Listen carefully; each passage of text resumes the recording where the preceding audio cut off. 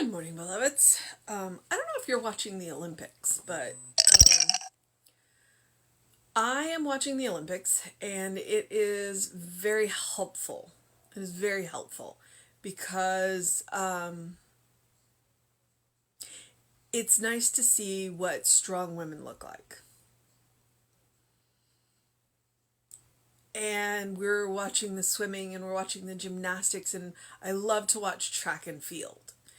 Specifically the running part, the like the hurdles and the 200 meter and 400 meter and all of that. I did not know that they had human steeplechasing, which they literally jump over a barrier into water and then run over like hurdles and things like that. It was, I did not know that was an event, but it is.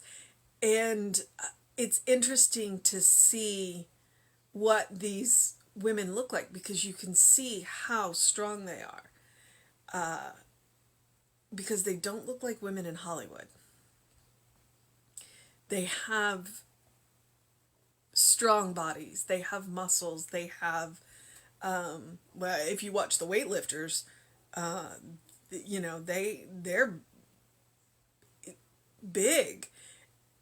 They're not these little Hollywood waifs. And so I think every time I watch the Olympics, it occurs to me, and I said it today to my husband. I said, I need to watch track and field. I need to watch this kind of stuff year round because it reminds me that when I go see a movie and I see these ultra thin women,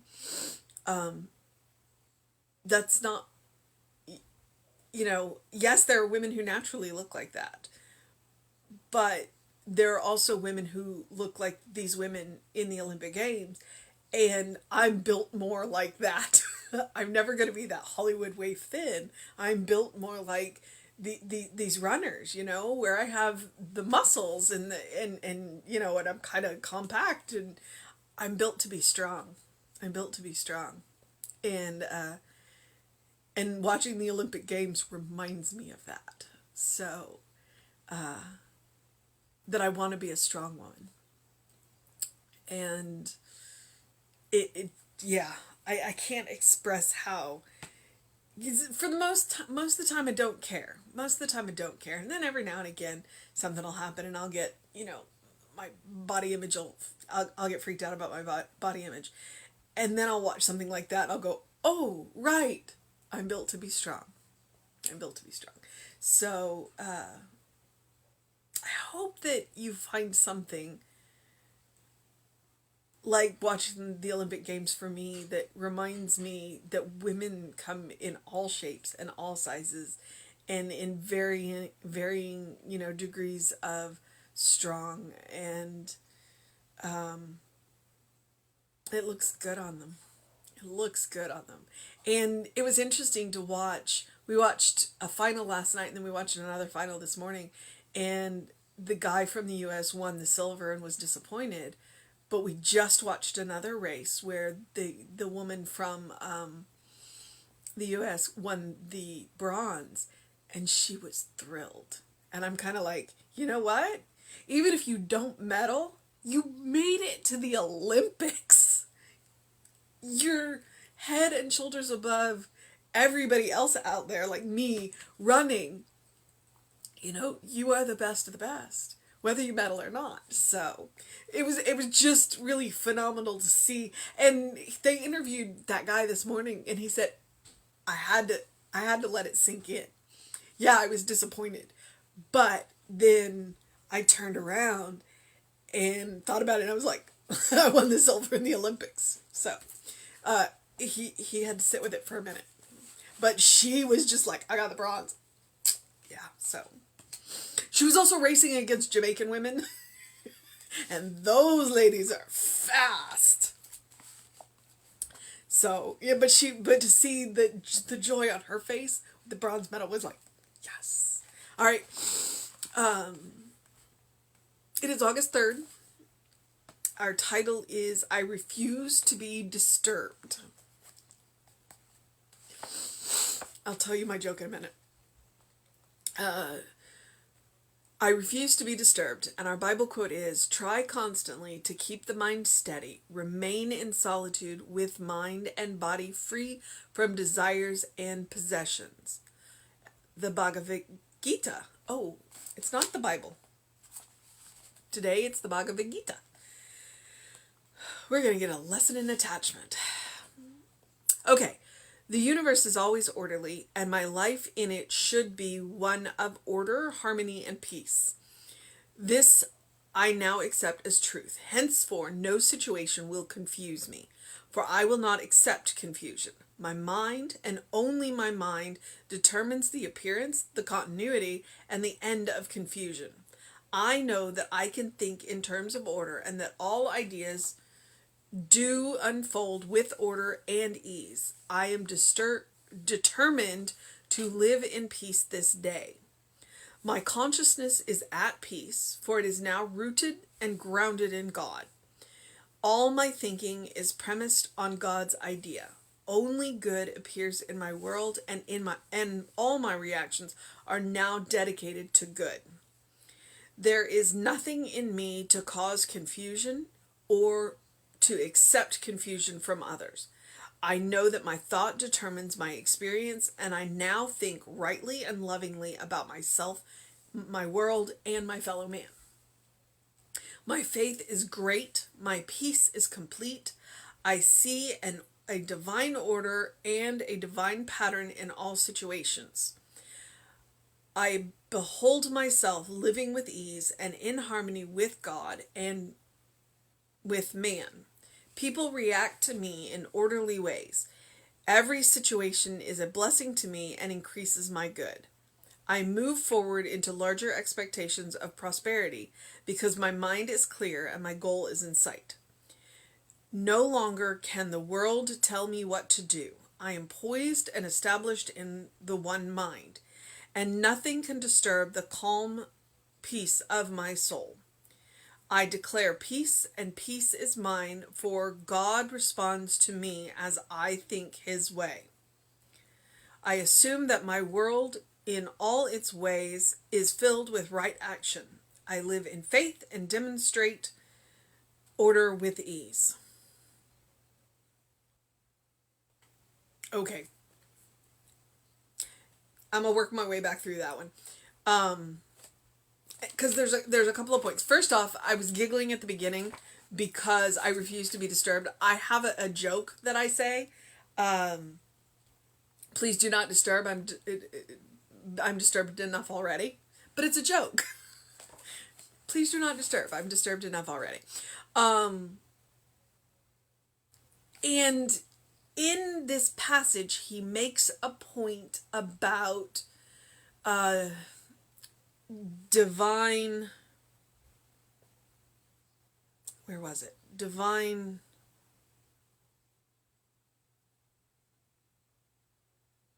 I think it was divine order. Because sometimes when we're looking at, we can get lost in the details. Sometimes we get lost in the details.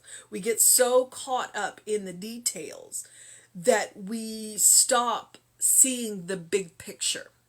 So the details might look messy. But if we can pull back out and look at the big picture is orderly. And so here he's talking about divine orderly. And so sometimes that's literally what we need to do, is pull all the way back and look at something from God's perspective. Because when we are caught in, I'm going to use the word mess, when we're caught in the mess, we're not seeing the divine order.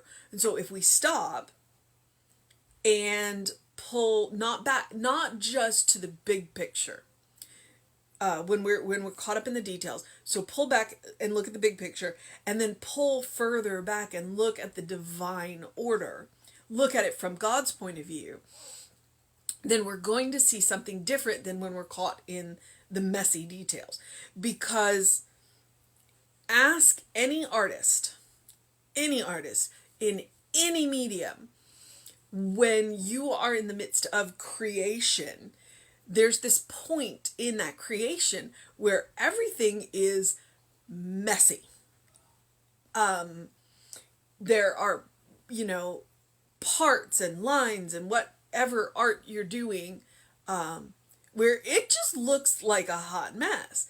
And then there's this magic point when the picture, when the object of art starts to come together. And it's the same with music. So, you know, don't let me just, I'm thinking clay and drawing and painting and, you know, all of that, where, and music, where, and probably in writing too, where the words just, you haven't gotten enough in there yet. And then all of a sudden it starts to come into view. And then it's finished and it's beautiful and it's gorgeous. And from that one point right before it started to come into view, it just was messy. And you're like, but the final product, the final beautiful, amazing product, God always knew that that was going to happen. The artist always knew that that was going to happen because the artist had a vision. So God has a vision. And so sometimes when we're caught up in the messy details, we don't see, you know, we don't see. We're caught in the confusion. And so what we want to do is we want to stop and we want to pull back and we want to take the steps we need to get to look at it from God's perspective, from Spirit's perspective, so that I say elevated. I don't want to put God outside, but you know, but that's the only way we can describe it, is to elevate it, to look at it from the mountaintop and to see the whole thing. And then the order is evident. So, and that's what he's talking about today. I refuse to be disturbed. I refuse to be disturbed. So try constantly to keep the mind steady. Remain in solitude with mind and body free from desires and possessions. Okay, the Bhagavad Gita is a Hindu text, and to keep the mind steady. And it's when we talk about attachment from the Hindu and the Buddhist perspective, it's not about not owning stuff, it's not letting stuff own you. Okay? So the universe is always orderly, meaning on the grand scale. And the details can be very messy. The details can be very messy, but there's a grand order to it. And my life in it should be one of order, harmony, and peace. My life in it should be one of harmony, order, and peace. Well, I get caught up in the details too. So where do I go when I got caught up in the details? That's what spiritual practice is for, to get me out of the details and let me look from God's perspective. This I now accept as truth, that my life should be, because the universe is. Henceforth, no situation shall confuse me, for I will not accept the confusion. Because I know I don't have to be confused. I know that I have somewhere to go to eliminate the confusion. And if I'm not ready to eliminate the confusion completely, I can at least turn it down. Okay? So that's where we want to err on the side of, well, if I'm not ready to claim a complete elimination of the confusion, I can turn it down. One of the best pieces of advice that I ever got from, and I've gotten lots of really good advice from practitioners, was there was just so much noise. And what she did was she said, well, then visualize a volume dial. Visualize yourself reaching out. Visualize yourself turning the volume down. And so when the noise around me, meaning the details, gets a little too much, I still do that. I still visualize that old school stereo volume and I turn it down. And then I deal with what I've got going on. So I may not be able to turn it all the way off all the time, but I at least know how to turn the noise down, to turn the confusion down. Old school stereo volume button. That it works for me. I love that practitioner. So I will not accept confusion. I know how to turn it down. My mind, and only my mind, determines the appearance, the continuity, and the end of confusion. It's all up here. Which means I have the power to turn it down. I know that I can think in terms of order and that all ideas do unfold with order and ease. I am determined to live in peace this day. That's my statement. I am determined to live in peace this day. My consciousness is at peace, for it is now rooted and grounded in God. And so that's what I'm talking about. That's what I'm talking about. Rooted and grounded in God. Rooted and grounded in spirit. Meaning that when I'm caught up in the details and the details are messy, then what I need to do is I need to step back and look at the big picture. The big picture in God. All my thinking is premised on God's ideas. How many times have I said, go back to God's idea of you? Go back to God's idea of the situation. Go back to God's idea. Because God's idea is going to be the highest and best. So go back to God's idea. Only good appears in my world, and all my reactions are now dedicated to good. Okay, so this is where we're going in spiritual practice. In spiritual practice, we are going to look at God's blueprints. And that's what we're accepting. We're accepting God's blueprints. There is nothing in me to cause confusion or to accept confusion in others. I know that my thought determines my experience, and I now think rightly and lovingly about myself, my world, and my fellow people. Okay? So my thoughts determine my experience. Your thoughts determine your experience. So if you're not having a good experience, what are you thinking? Do you get up and say this is going to be the best day ever? Or do you get up and go, oh God, I have to do it again? It sets the tone for your day. It sets the tone for your day. My faith is great. My peace is complete. I see a divine order and a divine pattern in all situations. I think that was the line I was looking for. I see a divine order and a divine pattern in all situations. Because the details at that level can be messy. So what I'm doing is I'm pulling back and looking at the big picture. I'm looking for the divine order and the divine pattern, which can be hard to see. Open a box of puzzle pieces. The individual pieces don't mean anything. It's only when you get the entire thing put together and all those little chaotic little pieces put together that you see the big picture. That is the divine order and the divine pattern. I behold myself living with ease and in harmony with God and with people. People react to me in orderly ways. Now, if I am orderly, then if I am thinking orderly and my emotions are orderly, then people tend to respond to me orderly. If I come out messy and chaotic, then people tend to react to me chaotic. Now, just because I'm orderly and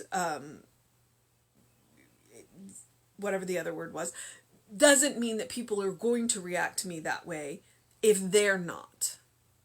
But what it means is that if they come at me chaotic and I respond orderly, then the situation is going to be way less chaotic than if both of us are chaotic. And with me being orderly, then I have the chance to smooth out some of the chaos in the interaction. Okay? I can't control other people. But what I can do is respond in a peaceful, orderly way, and hopefully de-escalate the chaos that they are bringing to me. All right. Every situation is a blessing to me and increases my good. I move forward into larger experiences of prosperity because my mind is clear and my goal is in sight. If your mind is in clear and you are focused on your goal, you're not going to be as distracted by the messy details around you. No longer can the world tell me what to do. No longer can the world tell me what to do. Well, the world's had a hard time telling me what to do for a very long time, and that's good. I hope that you take that on. I am poised and established in the one mind, and nothing can disturb the calm peace of my soul. And that is the truth. Nothing can disturb the calm peace of your soul, because your soul is your gift from God. And nothing can disturb that. You can be, but your soul can't be. So when the material part of you is disturbed, then go back to the calm peace of your soul, because that is the gift from God. I declare peace, and peace is mine, for God responds to me as I think God's way. I assume that my world in all its ways is filled with right action. I live in faith, and I demonstrate order with ease. All right. So there's kind of two. I'm looking at the missions. There's two. I'm going to give you two missions. Don't be shocked. Every now and again it's going to happen. But you're going to see why I'm giving you two missions. So the missions, should we choose to accept it, is to think from God's perspective and see the divine order and the divine pattern in all situations. So to pull back away from the details and look at the big picture, to look at the divine picture, because that will give us a peace of mind rather than allowing us to be caught up in the details, especially when the details are exceptionally messy. And the other mission is to remember that the world can no longer tell me what to do. The world cannot tell you what to do. That is the mission, should you choose to accept it. And I frequently say, don't let culture, religion, society tell you who you are, what you should be doing, and what you should look like. And he says it, no longer can the world tell me what to do. Because you are a beloved child of God, in whom God is well pleased, always and forever. Don't let the world tell you who you are. Let Spirit tell you who you are. Let love tell you who you are. That's the mission. That's the mission. All right. And as I always do, encourage you to do something loving for yourself, do something kind for yourself, do something compassionate for yourself every day. For me, today, really honestly, in the last couple of days, that's been watching women's track and field. That's been watching these runners and to see these amazing bodies and go, I was built to be strong. And every 4 years I learn that lesson, and then about 3 years in I forget and I get weird and and then thankfully the Olympics come around again and I go, yes. It's not as easy in the Winter Olympics because everybody's bundled up against the cold, but yeah. All right, I am going to move into the process of my day. So whatever your loving, kind, compassionate is for yourself, please do that. Please practice on yourself, because you deserve your loving, kind, and compassion. And then the more practice you have, the more you'll have to share. It's a beautiful thing about that kind of practice. All right, it's Tuesday. I know of nothing in particular going on. I know there's a book study tomorrow. There was a book study yesterday. You have access to our YouTube channel, the YouTube channel of the Creative Life Spiritual Center. There's all kinds of stuff on that. You can also come to my YouTube channel, which is the Running Rev Ryan YouTube. There's all kinds of stuff on that. I'm trying to start adding in like prayers and meditations. I got to do the inner healing, so I've added that to my YouTube channel now. So if you need to do the inner healing, I have that. If you want to do it in Spanish, we have that on the Creative Life one. So there's plenty of content available between those two YouTube channels. And I will, yeah, do something to engage your mind and your body today. I went for a run. It was hot. It's August, I know. So drink plenty of water, take care of yourself, and do what you need to do to make it a good day. All right? If you want to know what's going on with the center, email info@creativelife.org or go to our website or our Facebook page or our Instagram. And open the windows of your soul. Allow the breath of heaven to remind you you do live in heaven now. It's all around us. It just takes us being willing to open up, be conscious, and see it.